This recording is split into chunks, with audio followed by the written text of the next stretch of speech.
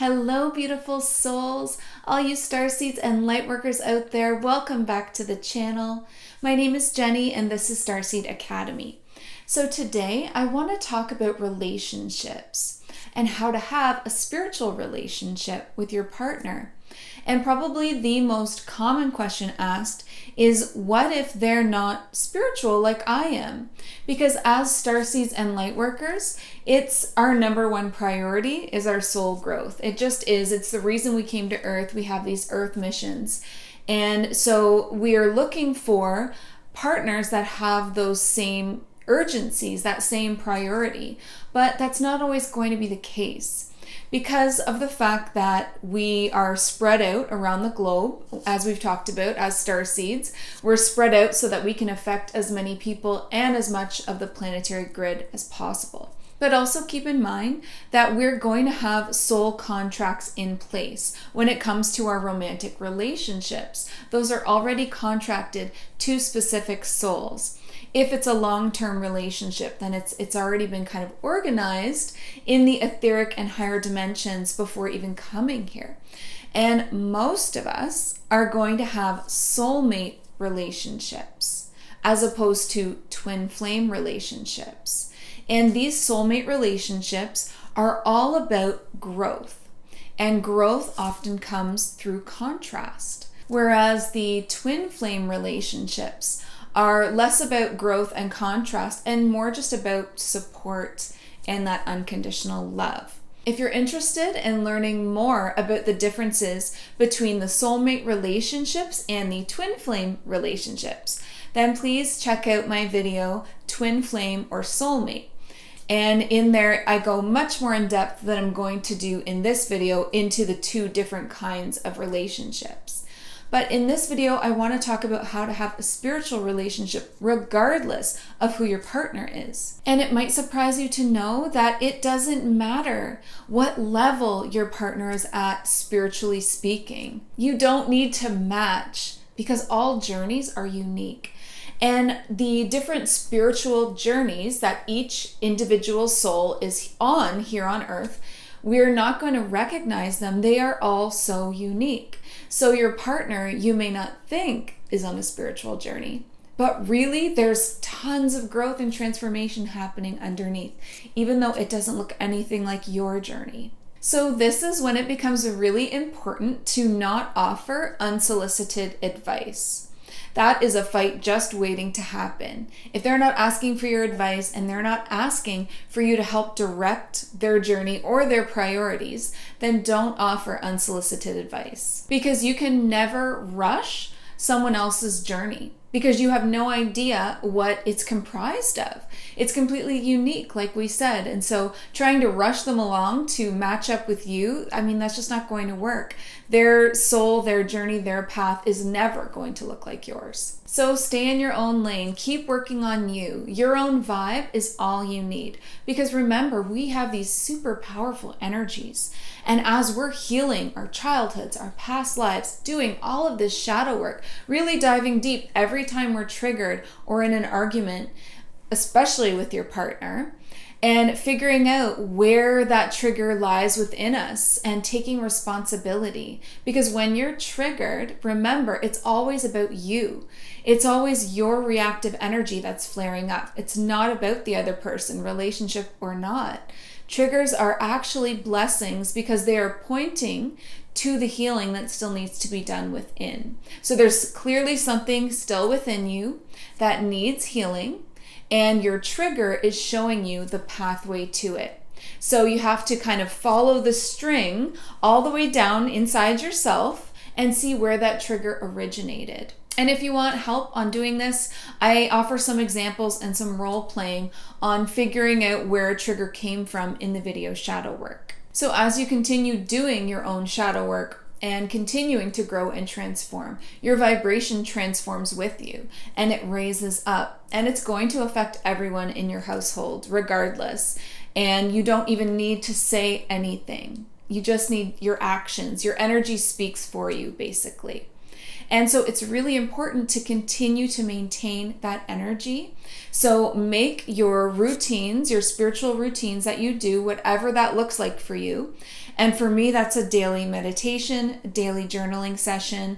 And I try to move my body every day and eat healthy foods. But whatever it is for you that works, honor those routines and make them non-negotiable. So this is something that you're doing for yourself to fill your own cup, right? And you can't help anyone at all in the world if you don't fill your own cup first.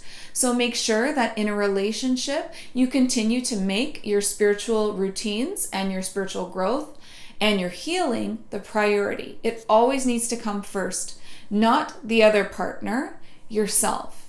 You fill your cup up first, and this is not selfish, because self-work cannot be selfish. It's truly what helps everyone. You're not just helping yourself, but you're helping everyone in your house, everyone in the world around you through this enhanced energy. So I would say that's a huge point when it comes to having a healthy spiritual relationship, is to make sure you're filling your own cup first, staying in your own lane, worrying about yourself and your growth, and letting your energy do like the talking for you, and not offering that unsolicited advice, because you need to respect the fact that your partner has their own path.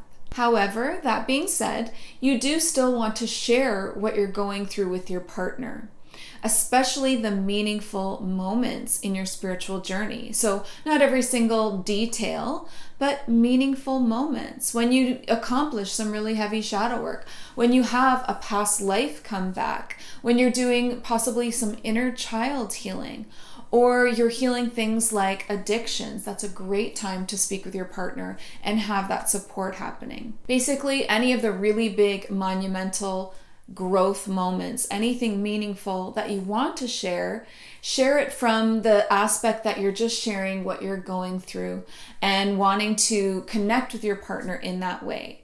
Because if you're not sharing the important things that are important to you and meaningful to you, then you create space between you and your partner. And then you start to feel resentments coming in and building, because you feel like they don't know you, they don't understand you, and they don't care. But it's up to you to share the things that you want them to know about and things that you want them to care about and that are meaningful to you. And in doing so, in sharing your journey with them and in being vulnerable and letting down your guard and showing them that it's not this perfect, clean spiritual journey, that there are so many ups and downs, in being that real with them and that authentic, that really teaches people a lot more than you could say in another way anyway. That's why I said don't offer unsolicited advice, don't be preaching to them, but let your own journey speak for itself and let your energy speak for itself. Because when they see you going through your own ups and downs and trials and healing, they are going to develop so much respect for the strong soul that you are and for all of this growth that you're doing. And that is going to spark more interest for them in, going within themselves and doing the same kind of work and same kind of soul growth. The next very important point in having a healthy spiritual relationship is boundaries. So you need to continue to show up for yourself and support yourself and take care of yourself with these boundaries. And that means if there is something that makes you uncomfortable or is going to really lower your vibration, and perhaps this could be like entertainment, particular like low vibrational movies or shows that you don't want to influence you or to bring you down, especially as the sensitive empaths that we are, right? So most starseeds and lightworkers are these empathic souls. So we absorb and feel everything. And this is true when it comes to entertainment. So if your partner, for whatever reason, is watching like really violent entertainment or like horror entertainment, or listening to like really low vibrational music that's affecting you, then it's important for you to honor yourself and speak up and just ask that when you're in the same room as them, that they choose something more neutral. You have to find something that works for the two of you and find a compromise. Just as they may not be interested in your super high vibe shows or YouTube episodes about all of this beautiful shadow work and soul growth and the ascension process, you're also maybe not so interested in their idea of entertainment. So this is a great opportunity to learn about compromise and to find something that suits you both. But make sure that you're honoring yourself in these situations and always speaking up with calm, peaceful energy and patience, but letting them know how it makes you feel. And that's very important in a relationship, that you're supporting yourself and that you're showing them that through your example as well. And I also can think of another aspect where this might come into play with boundaries, and that's certain friends or family members. Perhaps there's certain friends or family members that you're not comfortable with. Like if this is a really ego-driven person that they are wanting to spend time with, or someone that is just so, hateful, angry, fearful, and bringing all of that into your home, then you should have the right to limit that as well. When it's family, it can be tricky, especially around the holidays. But you definitely want to still speak up and set those boundaries, whether that be like a limited amount of visits with this person, or if it's just a friend that they want to hang out with that's like really, I don't know, like racist or hateful or something like that. Like maybe not that extreme, but still something that really like affects you. Then you should let your partner know, and you can choose to be out of the house that day, or they can choose to go to that person's house, even better, and respect the mutual environment just like you did with the entertainment and come to that compromise, because it's both of your homes and you both have a right to have peaceful, harmonic energy in your home. That's very important. And so bringing in anything that disrupts that is just not okay. And that's where you set that non-negotiable boundary. But continue to view all of these different clashes and these different triggers as medicine, because they are. And remember that when your energy does clash with your partner or something that they're involved in, whether that be a friend or entertainment or anything, even food choices, like personally speaking, I'm a vegetarian and have been plant-based for like many, many years, over 10 years. And I have a partner who isn't. And so I have to always be respectful that that is their choice, and they're always being respectful that that is my choice. And it's all about compromise. My partner would never expect me to cook them up a big juicy steak.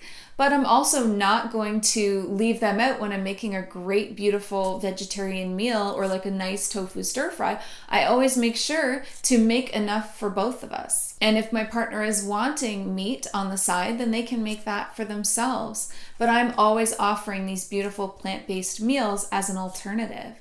And even that really creates a lot of change. Just like we were saying, you don't need to say a whole lot with words. Like I don't need to lecture my partner about the meat industry or being, vegan or vegetarian or plant-based. I can just make these beautiful meals and then have them there available. And more often than not, they're, digging in and finding it really delicious as well, and noticing, that they feel lighter and better. So it's all about your actions speaking for you, your energy speaking for you, and your own soul path speaking for you. So just continue to do you in a loving and patient way. And remember to respect the fact that you had these soul contracts in place before you came to Earth, and that this beautiful soul that's your partner, though they may have very different tastes than you and very different interests than you, made that commitment to you in the higher dimensions, in the soul realms, to help each other by teaching each other lessons and to work things out together. And you're going to learn so much being with a soul that's different than you, so much more than you would being with someone who is exactly the same, because all of this contrast is teaching you so many lessons and really building up that soul growth. So again, if you're interested in more about soulmate relationships and the growth that they offer versus the twin flame relationships, check out that video and let me know if there's any other questions that you have about relationships and how to have a spiritual relationship and have it be healthy and honor both souls involved, no matter how different they are. So thank you so much for tuning in with me today, and please like this video if you like it. Please share it, because I know that there are a lot of couples out there where we have one awakened starseed and one soul who's not quite as awakened yet, or one awakened light worker and one who's not. And so this is great information to continue to uplift and inspire those relationships. I'll leave my link in the description box below where you can check out everything that I'm up to.